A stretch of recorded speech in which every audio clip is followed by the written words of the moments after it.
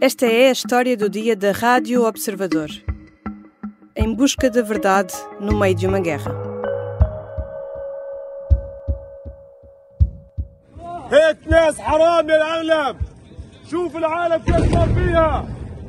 A notícia chegou ao final da tarde de terça-feira às redações.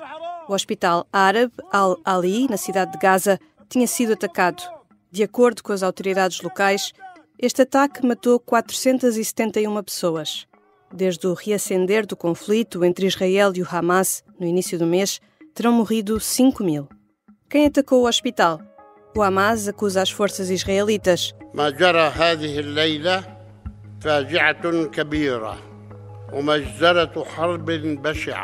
O governo de Israel culpa a Jihad Islâmica. I can confirm that an analysis of the IDF operational systems indicates that a barrage of rockets was fired by terrorists in Gaza. A origem do ataque ainda não é conhecida e a verdade pode demorar a ser revelada. Como é que se noticia esta incerteza? O que é que podemos dizer? Como é que se chega à verdade da guerra? Vou conversar com a Cândida Pinto, jornalista da RTP com uma larga experiência na cobertura de conflitos. Esteve em Angola, Guiné, Kosovo, Timor, Afeganistão e mais recentemente em Moçambique e na Ucrânia. Eu sou a Teresa Abcacis e esta é a história do dia. Bem-vinda, Cândida. Muito obrigada. Cândida, tu acompanhaste esta cadeia de notícias sobre o ataque ao hospital na cidade de Gaza? Acompanhei porque tinha que entrar em direto na RTP exatamente para falar sobre a questão que estava sobre o conflito e, portanto, essa notícia chega-nos ao fim do dia e, portanto, fui acompanhando com atenção e alguma perplexidade também. Os primeiros relatos diziam que o hospital tinha sido atingido por um míssil israelita. Depois as autoridades israelitas negaram responsabilidade e disseram ter provas de que os responsáveis eram a Jihad Islâmica, mas essas provas não foram partilhadas. Isto tudo aconteceu muito pouco tempo depois do ataque, que foi gravado por uma emissão em direto da Al Jazeera.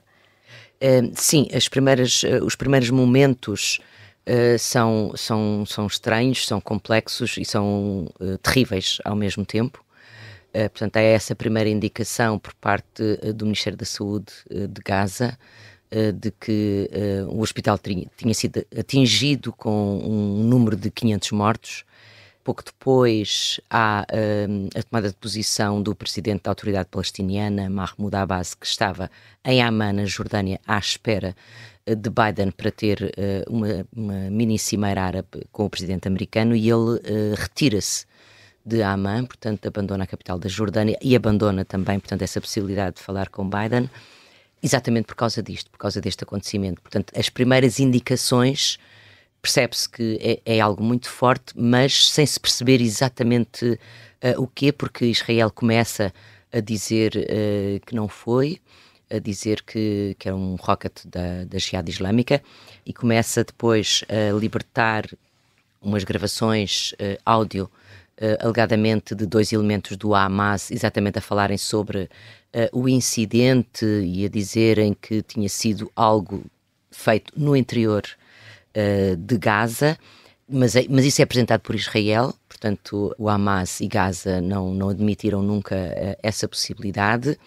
E depois também começa Israel a dizer que não tinha bombardeado aquele hospital e que, portanto, que isso não seria, que não estava nos seus planos aquilo.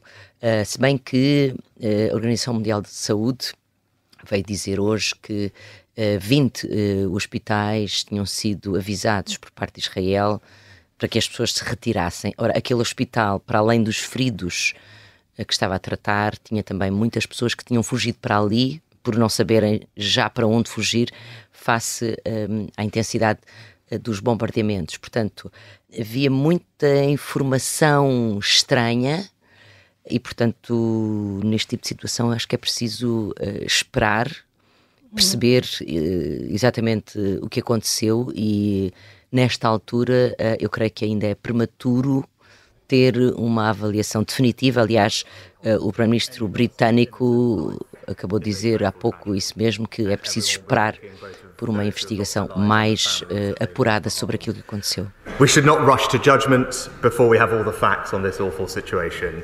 Every member will know that the words we say here have an impact beyond this house. Aliás, também continuam algumas acusações de um lado e do outro. Há muitas imagens partilhadas na internet, declarações oficiais e mensagens também nas redes sociais. Isto tudo está a acontecer em cima do acontecimento. Como é que um repórter deve olhar para toda esta informação? Como é que gera isto tudo? Deve gerir com dúvida instalada em si próprio, sempre, dando, obviamente, a quem está a ouvir ou a ver todas as informações de que dispõe, as versões de que dispõe, sempre com a salvaguarda de que não há uma investigação independente feita para se perceber exatamente aquilo que aconteceu. E, no caso do que se passou com este Hospital de Gaza, eu creio que será necessário esperar algum tempo, mas que é possível chegar à verdade da questão, esperar, porque nesta altura Gaza está no meio de um conflito, portanto, com bombardeamentos diários, mas é possível, através das amostras, dos destroços do rocket, perceber a sua origem, perceber o seu fabrico, também percebendo o nível de estrago que provocou, o tipo de cratera que provocou, o tipo de dano provocado, também se percebe qual foi a trajetória que esse rocket acabou por fazer, se aconteceu aquilo que os israelitas e os americanos também estão a dizer, que foi um ato falhado de um rocket da Jihad Islâmica, que acabou por abortar a sua rota e acabou por cair no parque de estacionamento do hospital, ou não, ou se é outra coisa qualquer. Portanto, acho que é preciso, acho que se deve dar às pessoas essas informações, sempre com essa salvaguarda, que são informações que carecem de confirmação e de uma investigação apurada sobre isso.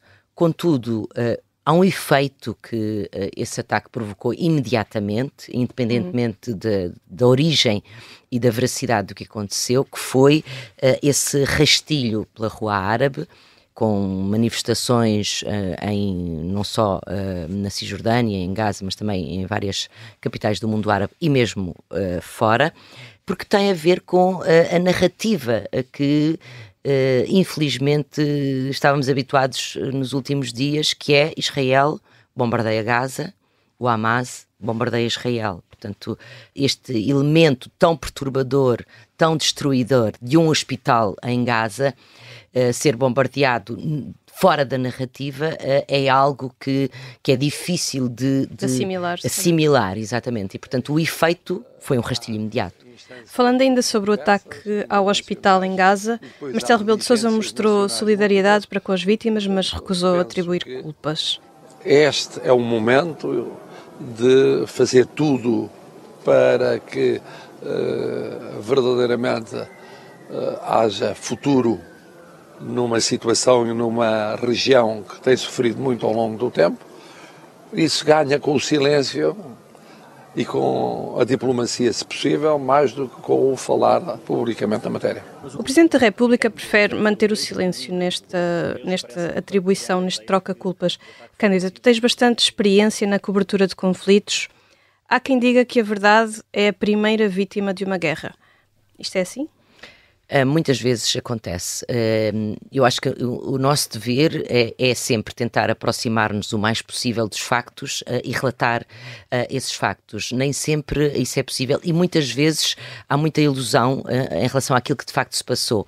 Eu lembro, por exemplo, com um míssil que foi lançado no ano passado, em novembro, que atingiu a Polónia e que toda a gente achava que era a Rússia, e houve uma histeria tremenda que a NATO poderia ativar o artigo 5º, que é de defesa integral dos países membros da NATO, e agora, no mês passado, houve de facto esse relatório que diz que de facto o míssil que atingiu um armazém de cereais era ucraniano. Portanto, há danos colaterais, ou há erros, há falhanços na trajetória, por vezes, destes rockets e destes mísseis que acabam por atingir zonas que não estavam previstas ou que acabam por ser tiros no pé, entre aspas. E há informações que numa primeira vista, apreciação parece uma coisa e afinal depois acabam por ser outra. Portanto, é preciso ter sempre esse cuidado para manter alguma reserva quando as coisas não são evidentes, quando há dúvidas e quando há este tipo de situações que é, como foi no caso do míssil da Ucrânia que caiu na Polónia no ano passado, manter alguma prudência, não ter uma afirmação definitiva sobre aquilo quando não há certeza. E neste caso, acho que é isso que está a acontecer. Já voltamos à conversa com a jornalista da RTP, Cândida Pinto. Na segunda parte vamos falar sobre a dificuldade de estar no meio de um conflito, a receber informações em tempo real que podem estar enviesadas.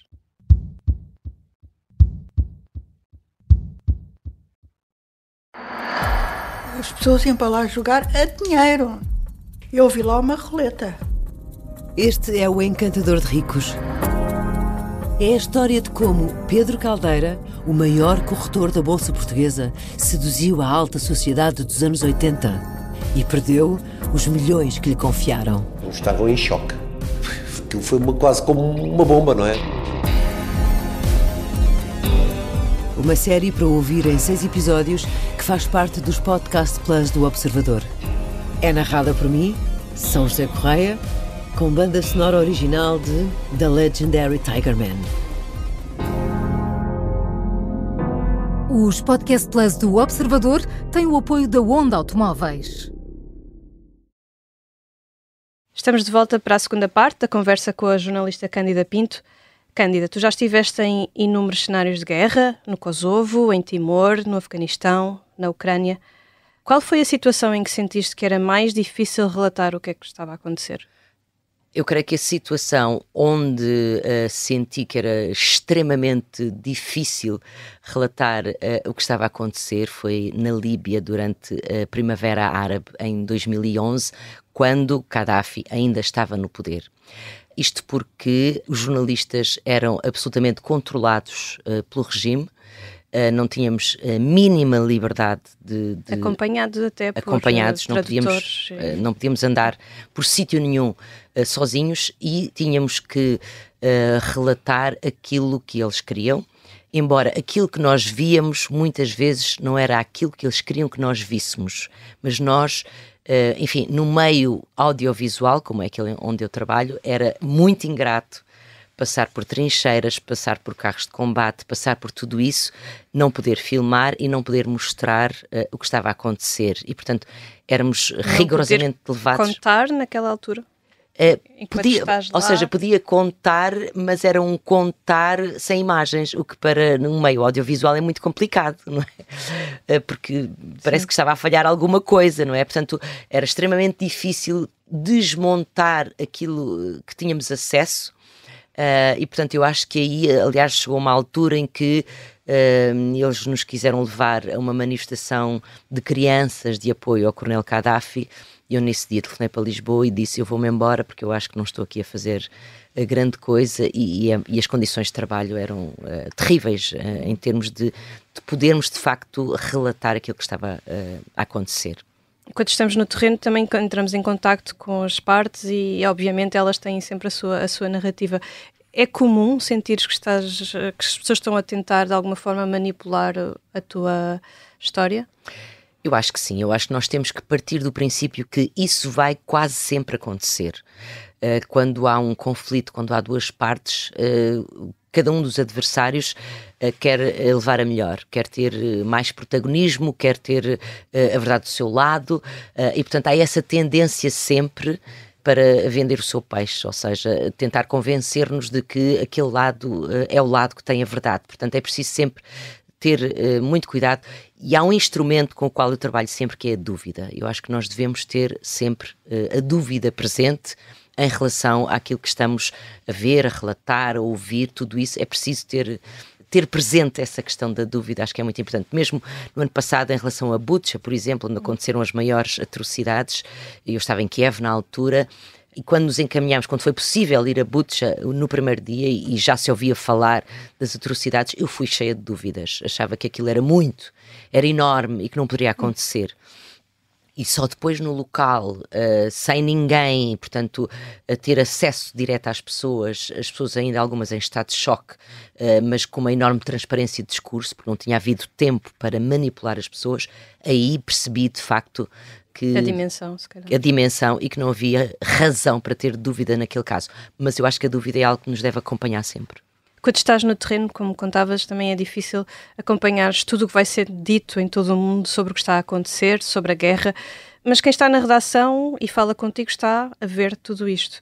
Isto acaba por chegar até ti. Como é que lidas com toda esta informação? Eu acho que nós temos que ter essa percepção de que quando nós estamos no terreno, nós devemos ter uma ideia do geral do que está a acontecer, e a redação aí é importante, se bem que hoje com, enfim, a net já é muito fácil ter essa percepção, mas não termos a preocupação quando estamos no terreno de fazer tudo. Devemos de fazer uma boa história, circunscrita e que seja emblemática daquilo que está a acontecer. Falavas da net, e uma parte importante da internet são também as redes sociais, onde hoje cai muita informação ao mesmo tempo e muitas vezes de muitas proveniências que não sabemos quais são. Costumas procurar informação nas redes sociais quando estás no terreno? Como é que geres? Procuro. Eu acho que isso hoje faz parte do nosso dia-a-dia, é um instrumento de trabalho como outro qualquer. As redes sociais às vezes são mais rápidas do que os meios tradicionais a chegarem aos locais, porque muitas vezes são pessoas que estão nos sítios e que mostram imediatamente aquilo que está a acontecer. Acho que é preciso ter cuidado, tentar perceber, confirmar se de facto faz sentido, se aquilo é verdadeiro ou não. Eu acho que a questão da confirmação da informação é fundamental e, portanto, aí desde as nossas fontes até a meios tradicionais que exploram, que investigam mais os acontecimentos, é necessário fazer esse cruzamento de informação, mas não prescindir das redes sociais. Eu não prescindo. E que conselhos é que poderias dar a quem está a acompanhar as notícias dos acontecimentos em direto? O que é que lhes dirias? Porque muitas vezes há acusações de que os jornalistas se precipitam ou que propagam notícias falsas ou que não estão a dizer a verdade por causa de tantas narrativas que estão a circular ao mesmo tempo. Eu acho que é preciso ter cuidado, sobretudo quando são assuntos dos quais nós não temos a certeza de que seja verdade, não temos acesso a toda a informação para dar essa informação com rigor. Acho que é preciso ter muito cuidado. Obviamente que quando estamos numa situação por algum tempo, nós vamos ganhando instrumentos de análise. A nossa intuição também é importante aí para perceber, às vezes, algumas circunstâncias, mas sobretudo a experiência de análise e de ganhar algum tempo acompanhando uma situação pode dar-nos elementos para percebermos melhor esses momentos em que somos surpreendidos com uma notícia disruptiva, digamos assim, ou com algo disruptivo. Agora, acho que é preciso sempre dar a quem nos ouve ou quem nos vê esses dados, quando não temos a certeza, dar esses dados é melhor do que dar uma informação que podemos, porque às vezes é bastante sedutora, uma informação que é bastante sedutora pelo impacto que vai ter, mas depois pode não ser verdadeira. E nunca abusar dos superlativos, nunca dizer que é o maior ataque, eu detesto superlativos, porque acho que nós caímos sempre no erro de sermos nós próprios desmentidos no dia seguinte. Portanto, acho que é preciso ter esse cuidado e, sobretudo, dar às pessoas elementos para elas próprias fazerem o seu juízo, não é? Portanto, às vezes há uma notícia, há uma informação que nos chega não confirmada, que é fantástica, mas nós não temos a certeza absoluta de que seja real. Acho que é preciso que quem nos vê, quem nos ouve, é preciso ter essa verdade com as pessoas, ou seja, não as levar por caminhos que às vezes não são verdadeiros. E essa verdade às vezes pode ser a dúvida de que falavas, não é? Exatamente, acho que a dúvida é muito importante, é fundamental neste trabalho, porque quando as pessoas... O nosso único património é a credibilidade, nós não temos mais nenhum património. E, portanto, a credibilidade faz de dúvida e de confirmação de factos, não é? E, portanto, isso é um caminho que nós vamos fazendo. E se as pessoas perceberem que nós estamos a fazer esse caminho, as pessoas acompanham-nos nessa trajetória. Obrigada, Cândida Pinto. Nada, obrigado eu. Cândida Pinto é jornalista da RTP com uma longa experiência em cobertura de conflitos. Esta foi a história do dia. Os sons que ouvimos foram gravados pela Reuters e pela SIC Notícias. Este episódio contou com a colaboração da Ana Moreira. A sonoplastia é da Beatriz Martel Garcia, a música do genérico do João Ribeiro. Eu sou a Teresa Abcacis. Até amanhã.